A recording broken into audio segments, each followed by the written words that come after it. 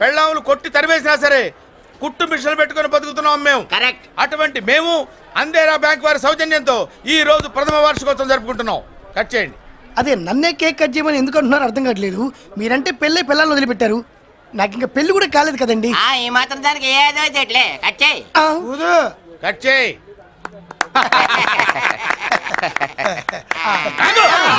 పెట్టంగానే తినేటివేనేట్రా.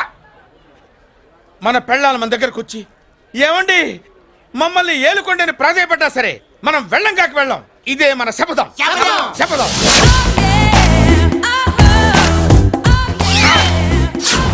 సరళ, శోభనం రోజు ఈ నల్ల డ్రెస్ వేసుకొచ్చావేంటి? నేను అదే అడుగుతున్నాను. శోభనం రోజున ఈ డ్రెస్ ఏంటి?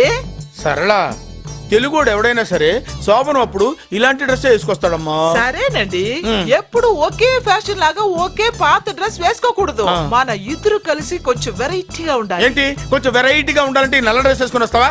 వెళ్ళా లోపలికి వెళ్ళి తెల్ల చీర కట్టుకుని అందంగా రా. ఏంటి ఏడుస్తున్నావేంటి? నేను తెల్ల సీర కట్టుకునేది మీరు పోయిన తర్వాత. మర్యాదగా వెళ్ళి డ్రెస్ చేంజ్ చేసుకుని రా. మీరు పోండి. నువ్వు వెళ్ళిరా. మీరు పోండి. ఎలా?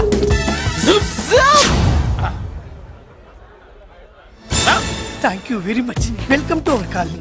నేను చెప్పినట్టుగానే మీరు వచ్చారు, మీకు చెప్పినట్టుగానే నేను ఇల్లు రెడీ చేశాను. ఒళ్ళు సిల్క్ లాగా ఉందిరా. ఏ ఊరు? నీ పేరేంటి? రాయ్, పెళ్ళై పెళ్ళం వదిలేసిన మీకెందుకురా? పెళ్లి కాని యంగ్ అండ్ యూత్ మేము మాట్లాడుకుంటున్నాం కదా. దానికి పెళ్లి కాలేదని ఎవరు చెప్పాడరా నీకు? పెళ్ళయిందని చెప్పిన ఎదవ ఎవరు? రాయ్, ఏంట్రా ముక్కు మొహం తెలియని లేడీస్ తోటి ఎక్కువ మాట్లాడుతున్నావు ఏంటి? నీకేం తెలుసా ఫ్లాష్ బ్యాక్? ఏంట్రా నీ ఫ్లాష్ బ్యాక్?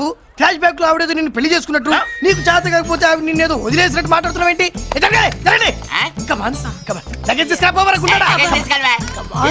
ఎక్కడికే?